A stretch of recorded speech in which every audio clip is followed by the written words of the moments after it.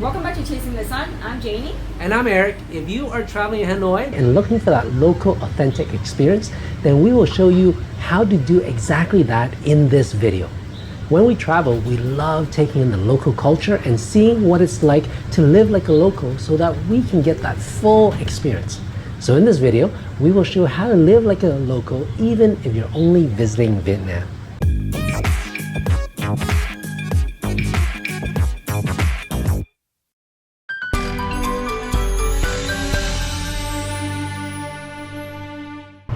So we are in the middle of Hanoi. Rented a scooter. This is how you ride locally.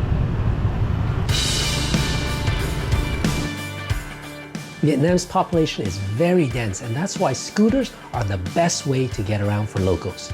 If you're traveling here and want to experience the real Vietnam, then renting a scooter and riding like the locals is a must. It may seem daunting at first, especially if you're a pedestrian seeing those scooters buzzing around with seemingly no rules. But when you are riding amongst them, you'll find it's actually a lot of fun and exhilarating.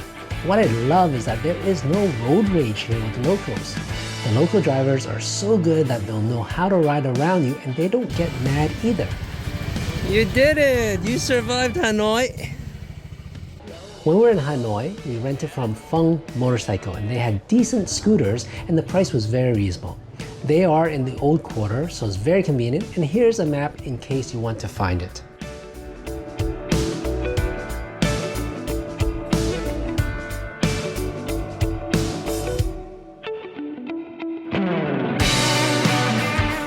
We had a lot of fun riding around town, and it's a great way to see the sights. It's also a great evening activity for some cooler air if you want to do some night cruising.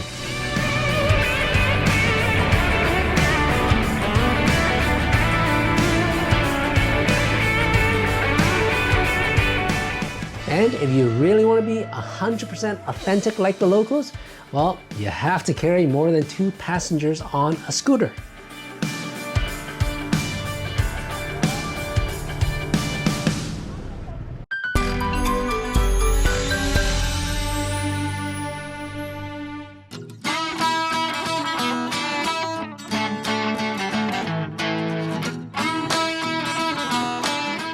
Vietnam has a wide variety of food, from the local street food to the international level of food. So you could just go to high-end restaurants and hotels and eat like you would anywhere else in the world. But hey, what would be the fun in that? Our recommendation is to actually seek out the local food stalls and try it out. Everyone that we've tried has been really good. This could be from the many banh mi street stalls to the noodles and rice roll stalls. It's a must try if you've never done that in Vietnam. And for those who have a sensitive stomach, we've noticed that their food safe practices have gotten a lot better since COVID. Here's a very unique vegetable that I've never seen before anywhere else. So in Vietnam, besides exotic fruits, there's also many different types of vegetables that you don't get in North America. This is one of it. It's pumpkin flower. So if you ever see it, I definitely recommend you trying it. It's very unique. It's crunchy in texture, and the flower bud actually has juices coming out of it. So yeah, it's quite interesting. Pumpkin flower, look for it.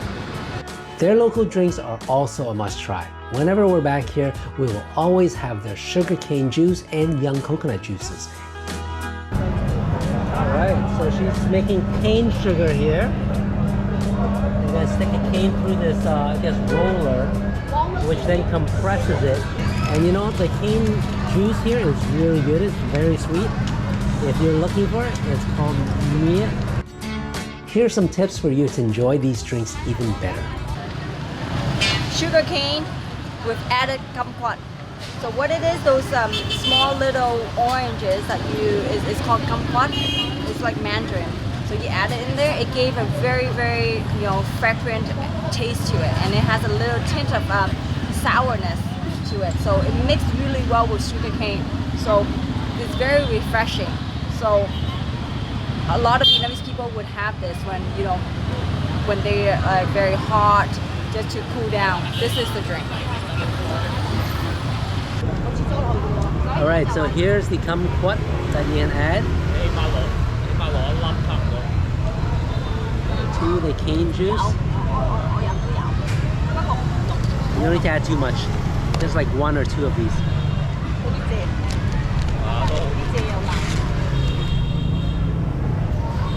That's what that is.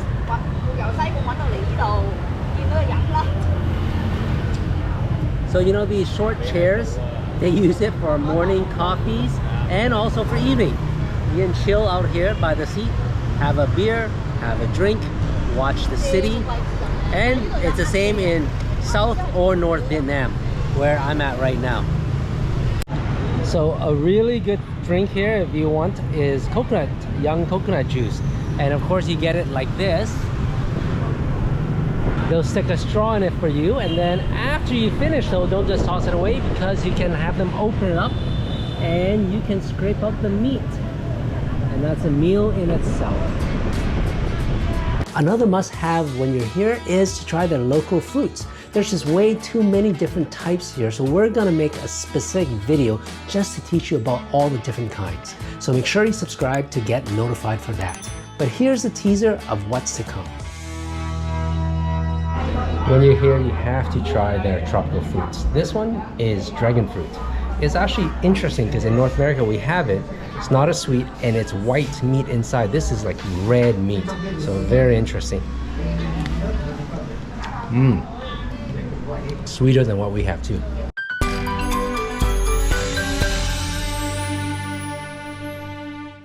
If you're one of those that's used to staying in hotels only when you travel, then we highly recommend for you to book an Airbnb for that local experience. Sometimes if it's just Janie and I, we would choose to stay with Airbnb hosts who also live in the same unit. This way, they can share with us what their local cultures and customs are.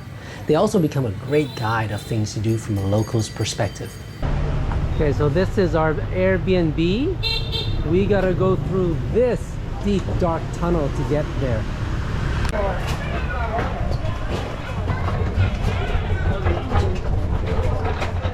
You're probably wondering, why is the entrance to our Airbnb in such a tight tunnel?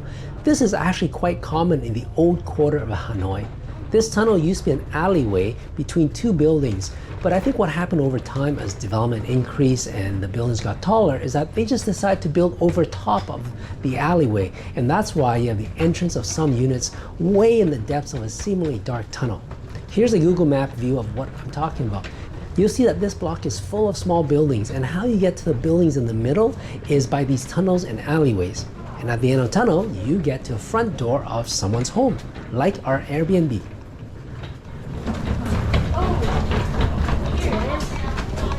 That's the one. This is our door. It's yellow.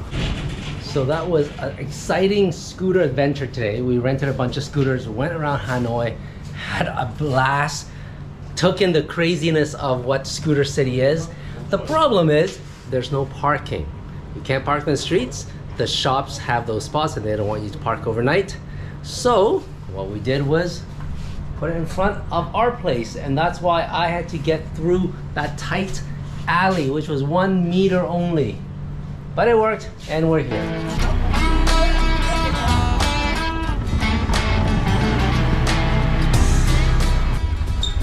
Tight alleyways in Hanoi.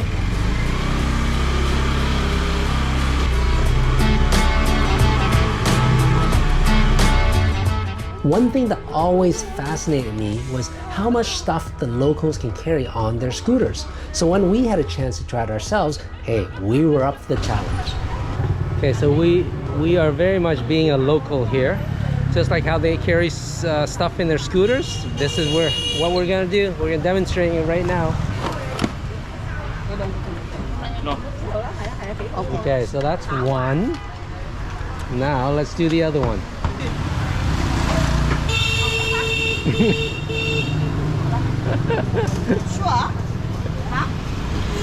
Okay. Okay, so there we go. I got one down here and Janie's got one there. You know, we probably could have fit 2 more, but hey, let's not be aggressive.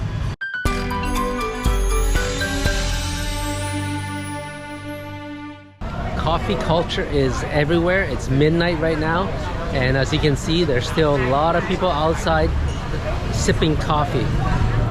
So a common thing for Vietnamese people to do is sit cafe. Now, it's not the European cafe style. That's what they do. This whole street is full of cafes, but they just sit, have their coffee, chill. So we did the same. Vietnamese coffee is popular all around the world, but when you're here, you have to enjoy it the way locals do. And that's Streetside.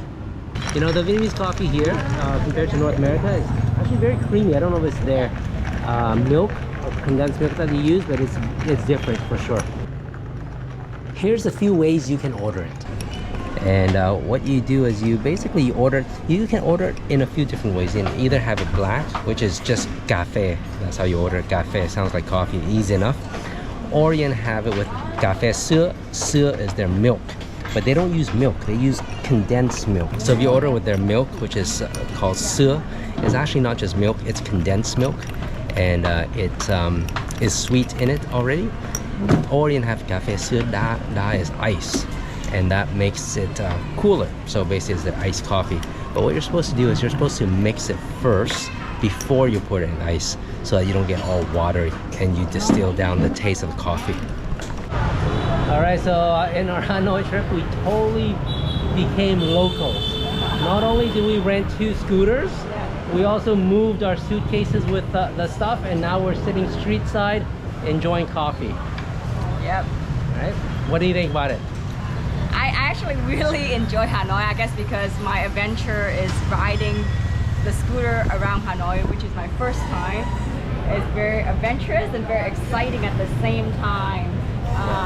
Although the scooters you can see look really dangerous and really everyone's hitting each other, but I guess there's order in their own chaos. So it was just so much fun. And renting a scooter is not expensive at all, right? This is 12 bucks. Yeah, for the whole day, 24 hours. Yeah, there's some places you can get for 5 bucks, but I would say find a shop with a newer scooter, because they do break down and there's things wrong with it. Yeah. So 12 bucks, no big deal. Yes. And Yeah. we eat a lot of local food and Yes. did a lot of local stuff. Just sitting, enjoying coffee on the street side, facing the street, looking at people, hustle and bustling around the city. It's just very, very, very great experience. Yeah, for sure. So if you're here, you can definitely do that. Rent a scooter, do the local stuff. That's really what gets that flavor of a city. We hope you guys enjoyed that video. Yes, if you did, then please leave us a comment and let us know what you liked the most. And don't forget to like and subscribe to our channel, as we will be bringing you much more videos in our Vietnam travel series. Until next video,